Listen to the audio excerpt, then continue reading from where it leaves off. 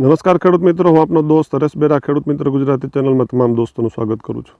દોસ્તો, આજના વિડીયોમાં આપણે ચર્ચા કરશું કે આપણા પાકના મુખ્ય બે મોટામાં મોટા શત્રુ છે. એક છે રોગ અને બીજી છે જીવાત. આ રોગ અને જીવાત બંનેમાં શું તફાવત છે ખેડૂત મિત્રોએ, આના માટે કેવા પગલાં લેવા જોઈએ અને આ પગલાં દોસ્તો એટલા બધા કારગર છે કે દર વર્ષે જો આપણે આ જ નિયમથી ચાલશું તો આપણે આપણા કોઈ પણ પાકનું ઉત્પાદન છે એ ધાર્ય ઉત્પાદન લઈ શકશું અને મોટી નુકસાનીઓથી આપણા પાકને બચાવી શકીશું. તો વિડીયોના અંત સુધી દોસ્તો ખાસ જોડાયેલા રહેજો. આખો વિડીયો જોવો ખૂબ જ જરૂરી છે. ઘણી બધી બાબતો જો આપણે મિસ કરી જઈએ તો જે ખરેખર અમુક બાબતો એવી રહી જતી હોય છે કે જે આપણા માટે ખૂબ જ ઉપયોગી હોય છે. એટલે સંપૂર્ણ વિડીયો જોવા ખાસ મારી ભલામણ છે. અને જે ખેડૂત મિત્રો આપણી ચેનલ ઉપર સૌપ્રથમ વખત આવ્યા છે અને હજી સુધી આપણી ચેનલને જો સબસ્ક્રાઈબ ન કરી હોય દોસ્તો, તો અત્યારે જ આપણી ચેનલને સબસ્ક્રાઈબ કરી લેજો. બાજુનું જે બેલ આઇકન છે એને ટચ કરી ઓલ ઉપર સેટ કરજો, એટલે જ્યારે પણ આપણે નવો વિડીયો અપલોડ કરીએ તો એની માહિતી સૌપ્રથમ આપને મળતી રહે. દોસ્તો, આપણા ખેતી પાકોની અંદર રોગ અને જીવાત તમામ મિત્રો જાણે છે કે આપણા પાક ઉપર કોઈ પણ રસ ચૂસક જીવાતો છે, આપણા પાનને કોરી ખાનારી જે ઈયળો આવે છે અને આપણા પાન ઉપર કે પાકમાં ઉજરડા પાડી અને એમાંથી જે રસ નીકળે એ ચૂસનારી જીવાતો આવે છે. આપણા પાક ઉપર મોલો મચ્છી જેવી જે જીવાતો આવે છે કે જે પાકમાંથી રસ ચૂસે છે. આવી ઘણી બધી પ્રકારની અલગ અલગ જીવાતો અલગ અલગ પાક પ્રમાણે આપણા પાકમાં આવતી હોય છે. હવે આ જીવાતોની અંદર દોસ્તો બે વસ્તુ છે. એક છે આપણી મિત્ર જીવાત અને એક છે આપણી શત્રુ જીવાત.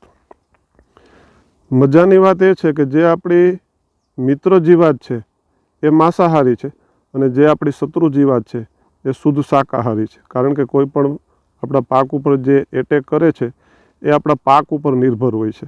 એટલે આ જે શત્રુ જીવાત છે એ આપણા પાક ઉપર નુકસાન કરતી હોય તો એ શત્રુ જીવાત જે આપણા પાકને નુકસાન કરે છે દોસ્તો, તેમાં પણ બે વસ્તુ જોવા મળે છે. એક, એની ક્ષમ્ય માત્રામાં જ્યાં સુધી આ જીવાત હોય ત્યાં સુધી આપણા પાકને વધુ માત્રામાં નુકસાન કરતી નથી અને આપણો પાકને એનાથી કંઈ જાજી એના ઉત્પાદન ઉપર અસર થતી નથી. પરંતુ જ્યારે કોઈ પણ જીવાત એની ક્ષમ્ય માત્રા કરતાં વધી જાય ત્યારે આપણે એનો કંટ્રોલ કરવો ખૂબ જ જરૂરી છે દોસ્તો. આ જીવાત માટે ખેડૂતો માટે સૌથી સારી બાબત એ છે કે આ જીવાતને આપણે નરી આંખે જોઈ શકીએ છીએ.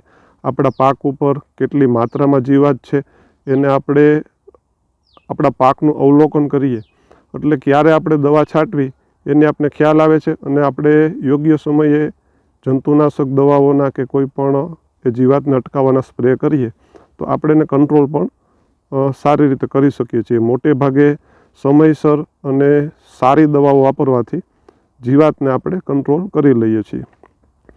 સૌથી વધુ માત્રામાં જો કોઈ નુકસાન કરતું હોય દોસ્તો તો તે છે રોગ. આ રોગ આપણા પાકની અંદર વાયરલ, બેક્ટેરિયલ અને ફંગલ 3 પ્રકારના રોગ જોવા મળે છે. અને સૌથી વધુ માત્રામાં જે રોગ જોવા મળે છે દોસ્તો એ છે ફંગલ. ફૂગજન્ય જે પણ રોગો છે, જમીનની અંદરની ફૂગ પણ નુકસાન કરતી હોય છે અને બહાર આપણી વનસ્પતિ ઉપર, પાંદ ઉપર, ફળ ઉપર એટેક કરીને પણ આ ફૂગ નુકસાન કરતી હોય છે. આ ફૂગની અંદર પણ દોસ્તો અગાઉ વાત કરીએ એમ બે કેટેગરી છે. એક આપણી મિત્ર ફૂગ પણ છે, બીજી આપણી શત્રુ ફૂગ પણ છે. આપણે જે બ્યુવેરિયા બેસિયાના જેવા ઉપરથી પાકને છંટકાવ કરીએ છીએ તો તે ફૂગ આપણી રોગ જીવાતને કંટ્રોલ કરીને આપણે મદદરૂપ થાય છે. જમીનની અંદર પણ આપણે ટ્રાઇકોડર્મા વિરડી જેવી જે ફૂગ આપીએ છીએ તો તે આપણી જે નુકસાન કરનારી આપણી શત્રુ ફૂગ છે એના ઉપર એટેક કરી અને આપણા પાકને બચાવે છે. તો આ જે ફૂગ છે દોસ્તો એ આપણા પાકને સૌથી વધુ નુકસાન કરે છે. એનું કારણ એ છે કે આ એક એવો છુપો શત્રુ છે દોસ્તો કે જેને આપણે નરી આંખે જોઈ શકતા નથી. વાયરલ હોય, ફંગલ હોય કે બેક્ટેરિયલ કોઈ પણ એટેક આપણા પાકની અંદર થાય તો આપણે એને જોઈ શકતા નથી. આપણે જોઈ શકીએ છીએ માત્ર એના લક્ષણો. કોઈ પણ દાખલા તરીકે ડુંગળીના પાક ઉપર વાયરલ ઇન્ફેક્શન આવતું હોય છે તો જ્યારે જલેબી જેવા ગુચરા જેવા પાન થઈ જાય ત્યારે આપણે ખબર પડે કે વાયરસનો એટેક થયો છે. એવી જ રીતે આપણા કપાસનો પાક હોય તો તેમાં પણ પાંદ ઉપર એની અસરો જોવા મળે તો આપણને ખ્યાલ આવે છે. જીરુંનો પાક અત્યારે શિયાળુ પાકની અંદર પણ એના લક્ષણો દેખાય ત્યારે ખબર પડે છે. ધાણાના પાકની અંદર પણ ગયા વર્ષે સફેદ ફૂગનો અને ઘણો બધો એટેક થયો હતો. તો આ બધા ફૂગજન્ય જે એટેકો છે કે વાયરલ બેક્ટેરિયલ જે ઇન્ફેક્શન છે, બેક્ટેરિયલ ઇન્ફેક્શન મોટાભાગે ચોમાસાની ઋતુમાં વધુ જોવા મળતું હોય છે. ખાસ કરીને વધુ માત્રામાં વરસાદ હોય ત્યારે આપણા પાક ઉપર, કેરી ઉપર ને એકદમ પોચું પડીને ખરી જતું હોય ને આ બધું બેક્ટેરિયલ ઇન્ફેક્શન હોય છે. એટલે એનો વર્ષ દરમિયાન વધુ ઉપદ્રવ જોવા મળતો નથી. વાયરલ એટેક છે એ પણ અમુક પાકની અંદર, તમાકુ છે, ડુંગળી છે, એવા અમુક પાકની અંદર, ક્યારેક ક્યારેક કપાસના પાકની અંદર પણ આપણે બકરી જેવા પાન થઈ જતા હોય. મોટા ભાગે અમુક પાકોની અંદર જ આ બંને વાયરલ અને બેક્ટેરિયલ ઇન્ફેક્શન જોવા મળતા હોય છે. પરંતુ ફૂગ દોસ્તો એવી વસ્તુ છે કે એ પૃથ્વીના દરેક ખૂણા ઉપર હાજર છે અને દરેક પાકની અંદર ફૂગજન્ય એટેક થઈ શકે છે. અને આ ફૂગજન્ય એટેકથી બચવા આપણે જ્યારે પ્રયત્ન કરીએ અને લક્ષણો દેખાય ત્યારે ઓલરેડી તે ફૂગ આપણા પાક ઉપર અમુક ટકા નુકસાની કરી ચૂકી હોય છે અને ત્યારબાદ આપણે જે પણ એને રોકવાના પ્રયત્નો છે કરીએ છીએ. દોસ્તો, આપણે એક સર્વસામાન્ય નિયમ બનાવવાનો છે ખેતીની અંદર કે તરસ લાગે ત્યારે કૂવો ખોદવા ન બેસાય અને પાણી પહેલાં પાળ બાંધવી. આ રોગ માટે, જે ફૂગજન્ય એટેક છે એના માટે આ એક નિયમ આપણે ખેતીમાં બનાવી લેવો આપણા માટે ફાયદાકારક છે. આપને ખબર જ છે કે દર વર્ષે અમુક પાકોની અંદર અમુક સમયે ફૂગજન્ય એટેક આવે છે.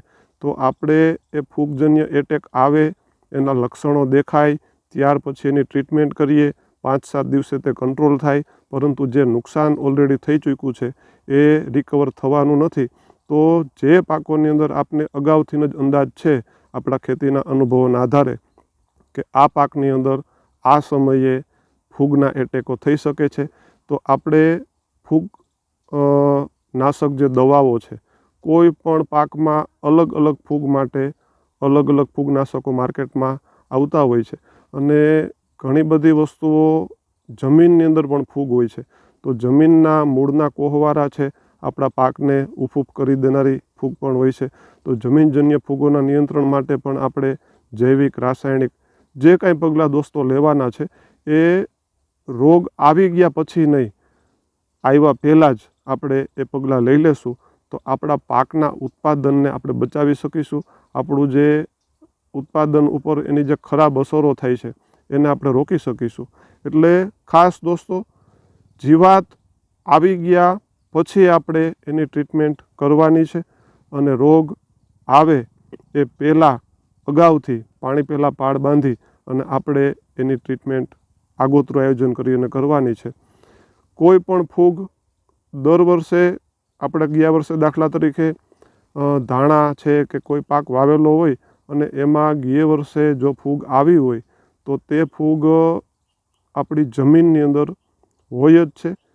જ્યાં સુધી તેને યોગ્ય વાતાવરણ ન મળે, તેને વધવાનો યોગ્ય પાક ન મળે, ત્યાં સુધી તે આપણી જમીનમાં સુષુપ્ત અવસ્થામાં હોય છે. જ્યારે એને યોગ્ય વાતાવરણ મળે અને જે પાક આપણી જમીનમાં એને મળવાથી એ પોતાનો વૃદ્ધિ વિકાસ કે ફેલાવો સારી રીતે કરવા માટે સક્ષમ જણાય, ત્યારે તે ફૂગ ફરીથી આપણા પાકમાં એટેક કરવાની છે. આવું આપણે 99% માની જ લેવાનું છે કે ગયા વર્ષે આપણા પાકની અંદર કોઈ સમયે ફૂગનો એટેક થયો હશે તો આ વર્ષે પણ એટેક થવાના ચાન્સ 99.99% છે. તો અગાઉથી જ આપણે એના યોગ્ય પગલાં લઈ લેશું તો આપણે એનો ખૂબ જ ફાયદો જોવા મળશે. દોસ્તો, માહિતી જો સારી લાગી હોય તો વિડીયો બીજા ખેડૂત મિત્રો સુધી શેર કરજો. ફરી મળશું આવતા વિડીયોમાં કોઈ સરસ મજાની અને ખેડૂતોને ઉપયોગી માહિતી સાથે. ત્યાં સુધી રજા લઈએ. જય જવાન, જય કિસાન, જય હિન્દ, વંદે માતરમ. ધન્યવાદ.